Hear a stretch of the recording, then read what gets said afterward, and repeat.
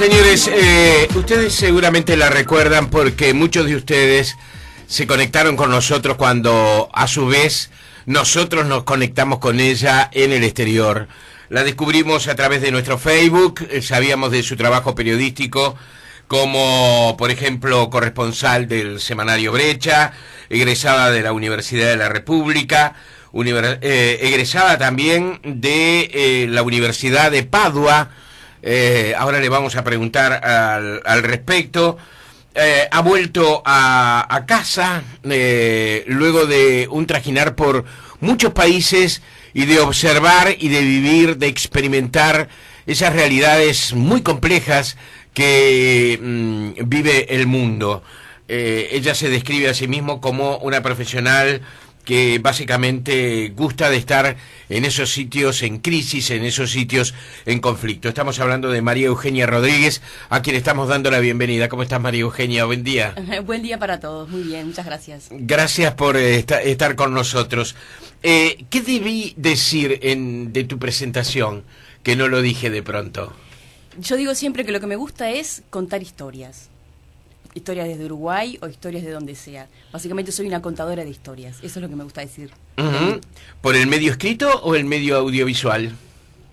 Del medio escrito es lo que más estoy haciendo, pero ahora empecé con un nuevo proyecto que sería también audiovisual. O por ejemplo en radio me encanta, siempre que hablo con ustedes es un placer también. Somos multimedios y un periodista hoy tiene que hacer todo. Sí. Y en medio de todo eso seguramente la experiencia tuya... ¿Tú egresaste de la Universidad de la República? Sí. ¿Y a partir de allí comenzaste a transitar por el mundo? Más o menos fue así. Me recibí en el 2003 en la licenciatura en Comunicación en la Universidad de la República y ya empecé a buscar lugares a los que viajar. Al año siguiente, en el 2004, me dieron una beca de un mes para ir a Israel y me fui un mes a Israel y 2 años a recorrer por ahí. Haciendo básicamente de todo y buscando historias, y ahí empecé a escribir también para Uruguay. Por ejemplo, ¿qué historias son memorables para ti en este momento, cuando te lo pregunto, de ese lugar? De Qatar, por ejemplo, viví... Por ejemplo, en poco tiempo después de irme de Israel, me embarqué como marinero en un barco. Eso fue memorable. Eso está muy bueno, Eso ¿no? fue memorable. Y el barco por casualidad iba a Qatar y viví durante 6 meses en Qatar. Fue memorable durante 6 meses de una cultura completamente diferente, poder convivir sin absolutamente ningún problema, como si estuviera en mi casa. Eso, conocer la cantidad de gente que conocí ahí, los contactos que hasta el día de hoy los tengo, para mí eso es maravilloso. Pero ¿cómo se adapta uno a realidades tan diferentes? Tolerancia y bastante tolerancia y paciencia. Sí. Porque... una cosa que para nosotros es normal, completamente normal, por ejemplo, saludar a alguien con un beso, en otros lugares es una cosa casi una ofensa, no lo puedes hacer. Entonces, tenés que observar mucho. Yo miro y hago lo que hacen los demás, como aprender un idioma. O sea, yo escucho lo que dicen y repito fonéticamente las palabras. O sea, muchísimo observar y sobre todo respetar, no prejuzgar. Por el tema del velo, por ejemplo, es un tema clásico. Yo andaba en Qatar, aunque no me lo pidieran, con el velo en la cabeza porque me encantaba, cambiaba de colores, lo combinaba. Aunque, por supuesto, no es obligación, no hay por qué hacerlo. Pero no me parece mal respetarlo y decir que no es raro eso. Con otras amigas, muchos años después, amigas musulmanas, por ejemplo, en Túnez, se reían de la obsesión que tenemos en Occidente con el velo. Basta ponérselo en el caso de que te lo pidan, como aquí te pones una corbata en el caso de que te lo pidan. Es más complejo, pero quiero decir... Claro. Como extranjero. ¿Qué países has recorrido? Entonces vamos a hacer memoria, María Eugenia, en estos años, sí, no solamente en este último viaje que tomaste como pista, digamos, de aterrizaje y de salida, Italia, ¿no? Sí, lo tomé como base y me recorrí norte de África, pero desde antes, sacando América Latina, Israel, Egipto, Qatar. Estuve en Omán. En muchos países solamente tocaba los puertos porque yo era marinero. Entonces, por ejemplo, en Salala, en Omán, estuve un día. En Port Said, en Egipto, estuve 2 días antes de cruzar el canal de Suez. Después recorrí Europa, pero ni siquiera tanto. Francia, España, Grecia, Alemania, Malta. Es precioso Valetta, la capital de Malta. Y en el último año, que estaba como base en Italia, también estuve en España y Francia, pero Me recorrí, por ejemplo, Marruecos, lo recorrí todo con un par de amigos. Apasionante, ¿no? Argelia, la parte sur donde están los campos de refugiados del Sahara Occidental, que hace 30 años que están ahí, son refugiados. Después estuve en Túnez, acto fallido. Quería entrar a Libia, pero no pude. Cuando estaba la caída de Gaddafi, fue que hablamos contigo. Sí, cuando estaba por caer Gaddafi, sí. No pude ir. Después estuve un mes en Jordania, y ahí sí pude entrar a Siria, unos pocos días. El conflicto ya había empezado, fue en septiembre. Ahí hablé con ustedes en Jordania. Sí. Una comunicación horrible en Jordania, que no se escuchaba nada, porque estábamos en el medio del desierto. Y por Medio Oriente terminé. Creo que fue eso.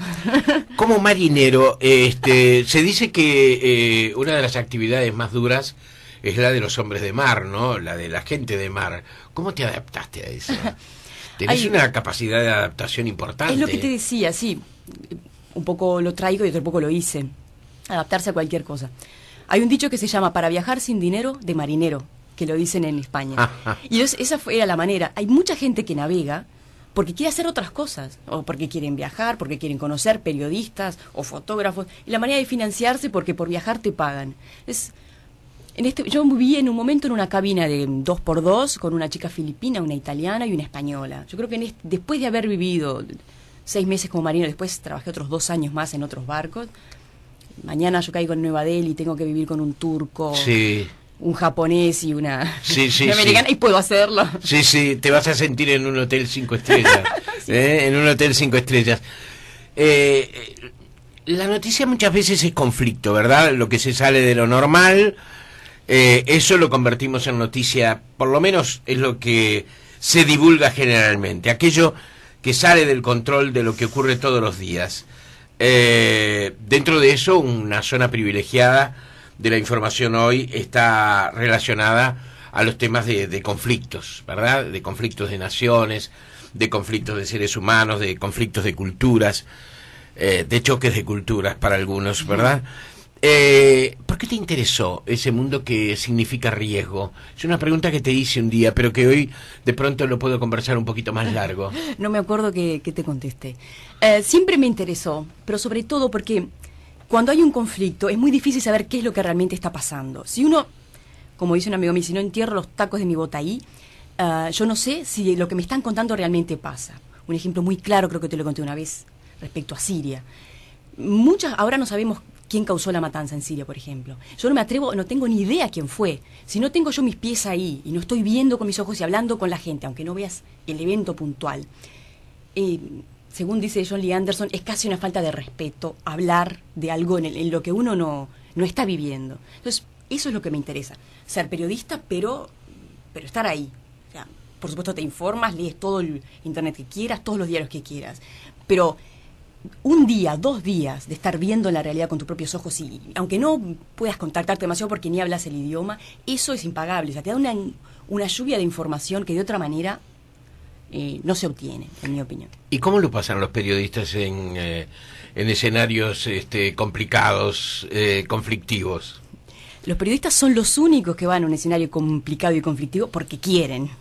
Los soldados porque están obligados, los civiles porque por desgracia están ahí, los negociadores, los periodistas van, o sea, y además hacemos de todo para ir, o sea, no es que vamos y me mandaron, no hay ningún corresponsal que lo manden y esté obligado, si no quiere decir no vas. Mary Colvin, que fue una periodista británica que murió los primeros días de este año en Siria, tenía 20 años de carrera, no tenía por qué estar ahí, era ya una columnista famosa, pero igual se metió en Homs y un bombardeo la mató.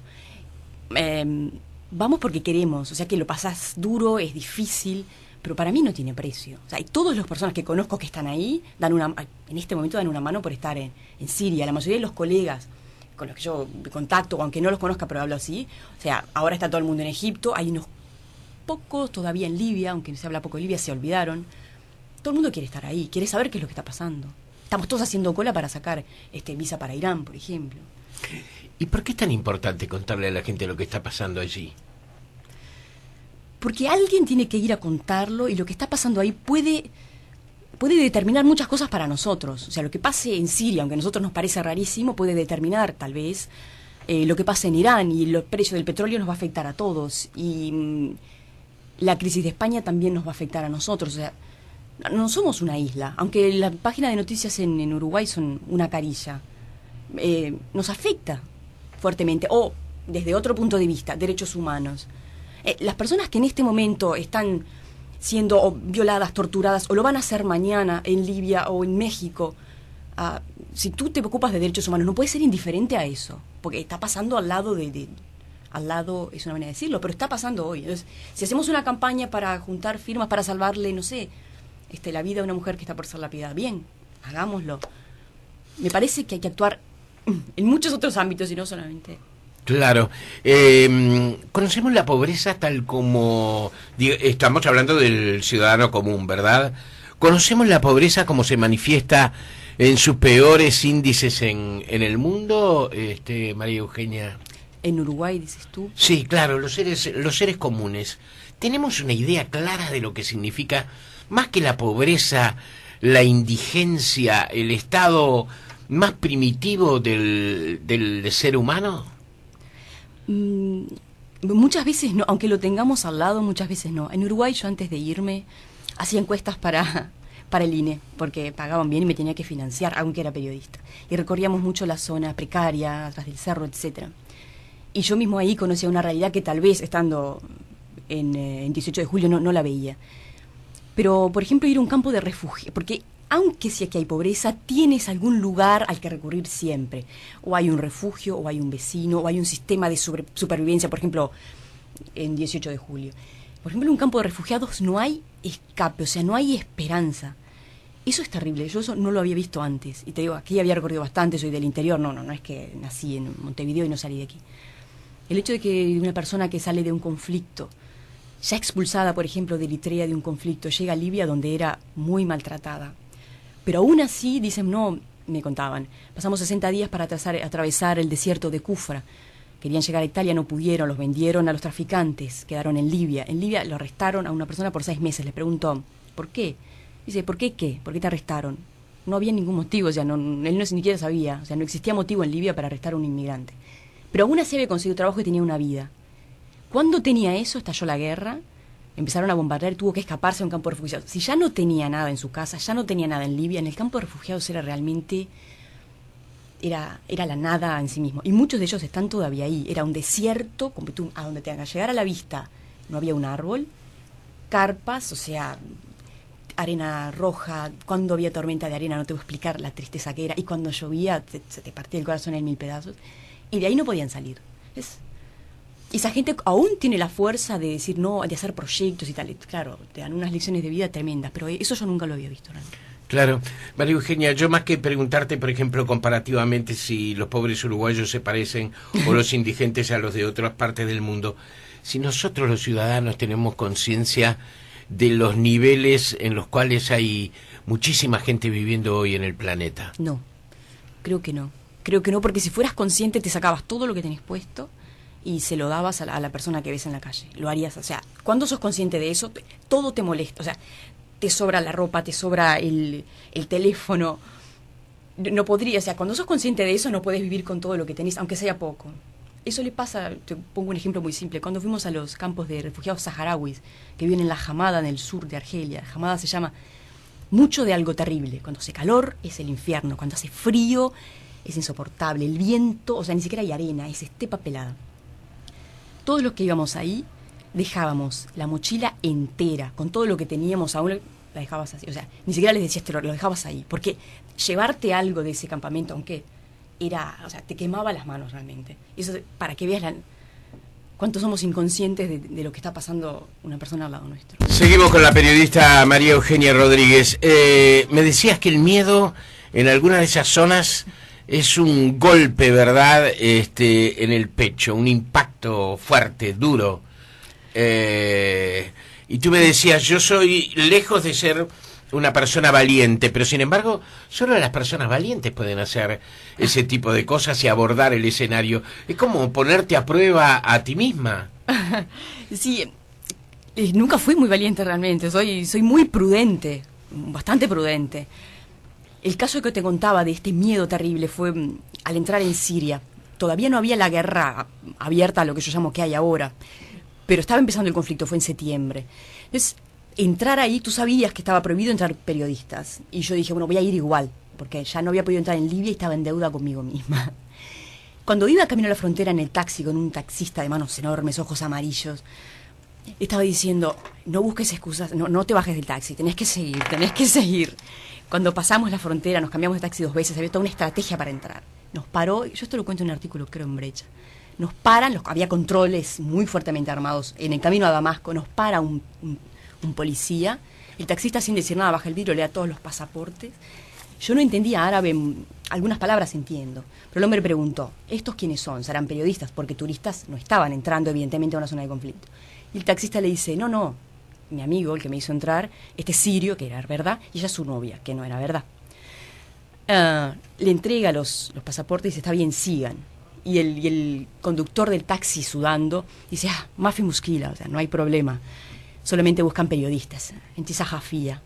Esa palabra, sahafía, que quiere decir periodista en árabe, o sea, no me lo olvido en mi vida. Cuando el policía preguntó, ¿son periodistas? Enti sahafía. Cuando yo escuché esa palabra, o sea, me paralicé completamente, el corazón no me latía.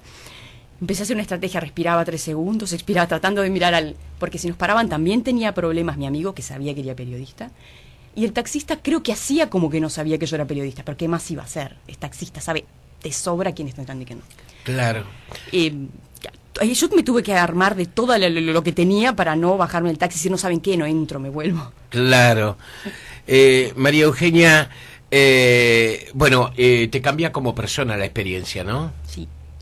Sí, te cambia. Te cambia en un montón de cosas. Te vuelve... sobre todo más tolerante, más comprensivo, sé que cambié cuando vuelvo a Uruguay y mi familia me lo dice, que parece que estoy como más relajada también. Ajá. Más preocupada por otras cosas. O sea, la televisión prácticamente no la puedes mirar porque no te importa. Hay muchas charlas que no puedes tener porque ya no te importan. Eso es bastante terrible, pero claro, dice, estás obsesionada, me dicen, con tu trabajo, por lo que haces. Es que las demás cosas me parecen un poco importantes. Cuando yo sé que hay una chica en Siria con la que yo hablé que se tenía que escapar porque solamente por buscar una tarjeta SIM para un amigo estaba en peligro. Si cantan y bailan en la tele te importa poco. Sí.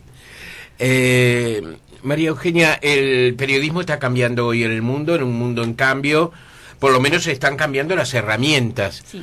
Y parece ser que no sabemos todavía hacia dónde vamos bien, que tenemos algunas ideas, que hay cosas que están transformando nuestra actividad, el llamado periodismo ciudadano, como le llaman los norteamericanos, es decir, la gente que por sí mismo o graba un video a través de su celular y entonces hace de un corresponsal de un hecho que solo ellos vieron y que el periodista llegó tarde porque no estaba en ese momento ahí. Es decir, todas esas circunstancias, de cualquier forma, comienzan a elevarse las voces de los que dicen, bueno, tenemos que defender al periodista profesional, tenemos que pensar que el periodismo es cosa de periodistas.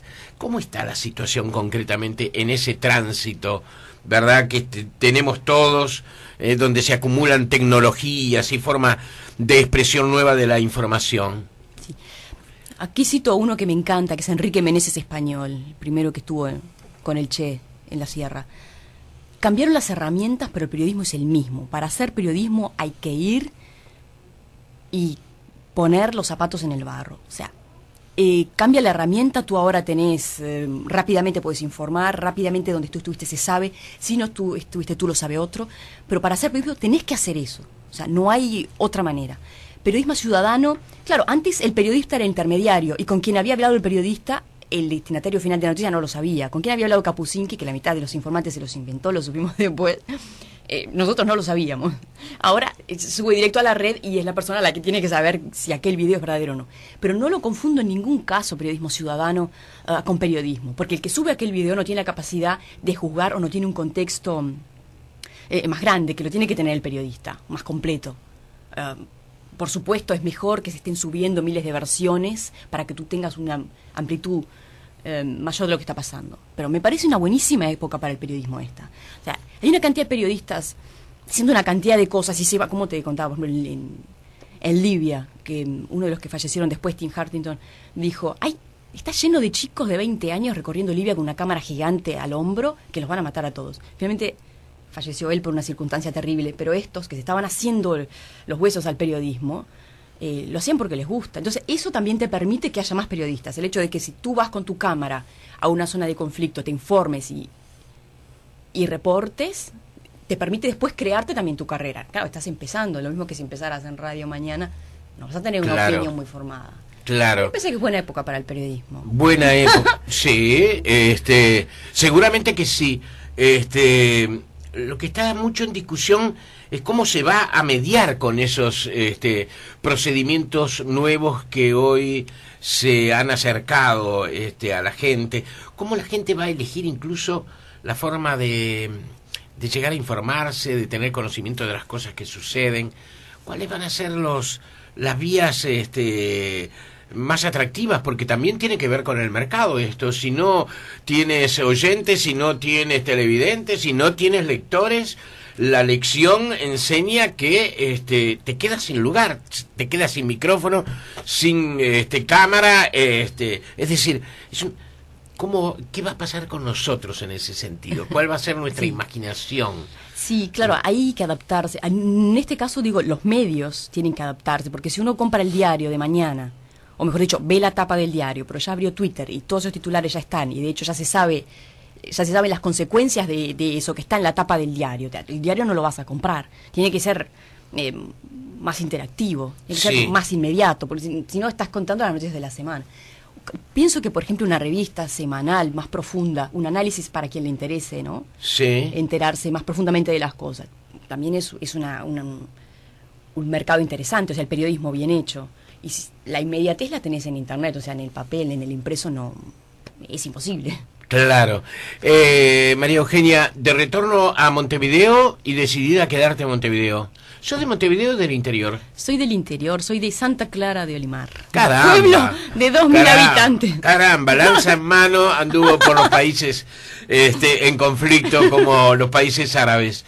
Sí, Santa Clara de Olimar. Sí, mis padres todavía viven ahí. Yo después, claro, hacer la universidad y todo esto, me vine a Montevideo, pero soy de ahí. Y ahora me vine a quedar, por decirlo de alguna manera, sí, tengo varios proyectos. Por suerte ahora hay más posibilidades de trabajo. Vine con una posibilidad de corresponsalía para un canal. Estoy escribiendo, te decía, para Brecha, no he tenido tiempo. Empecé a escribir para una revista de 6 grados, del Observador, etcétera. Hay un montón de actividades que se han puesto como en común, como de acuerdo. Por eso me vine antes. Venía a quedarme hasta mínimo julio en Italia y me vine antes. Vine a quedarme en tanto los proyectos de trabajo sean interesantes y funcionen.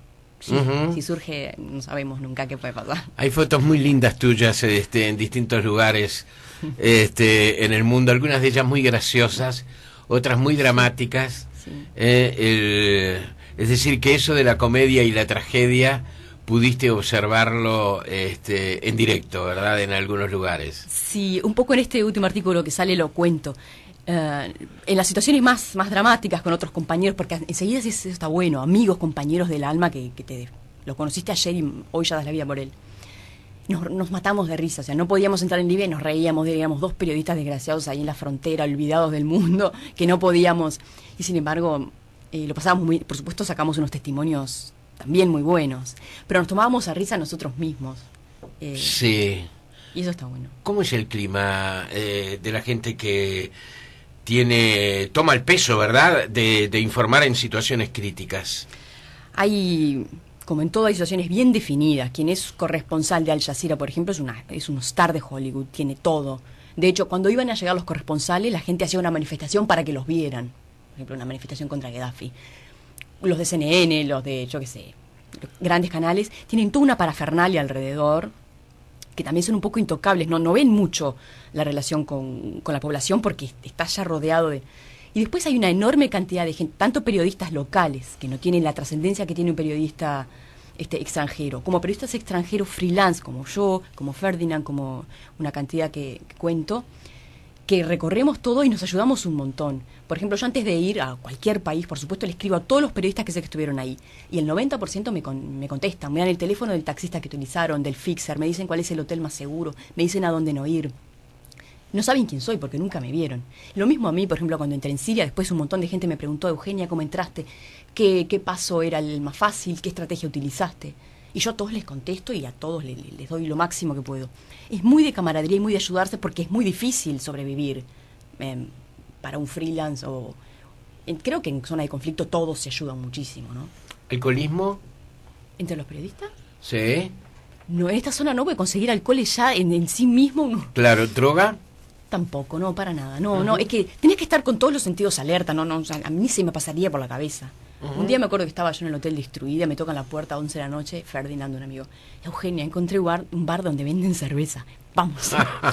Y nos tomamos una. Sí. O sea, de ninguna manera, o sea, ni soñar. Como una gran aventura. Claro, de hecho el bar no era privado, era público, pero estaba perdido, no sé, había que ser 4.000, Nos tomamos esa cerveza, la disfrutamos un montón, pero una. Ni soñar de estar... O sea, necesitas los sentidos alerta todo el tiempo. Ha sido muy lindo conversar con María Eugenia Rodríguez, de retorno a Montevideo, esperando esas posibilidades, ya adelantados algunos caminos para desarrollar su tarea periodística aquí en Uruguay. Te deseo lo mejor y seguimos en contacto, María Eugenia. Gracias por acompañarnos esta mañana. Ha sido muy interesante escucharte. Muchas gracias. Para mí es siempre un placer estar aquí. Hasta muy pronto. Señores, esto es Tiempo Presente en Oriental.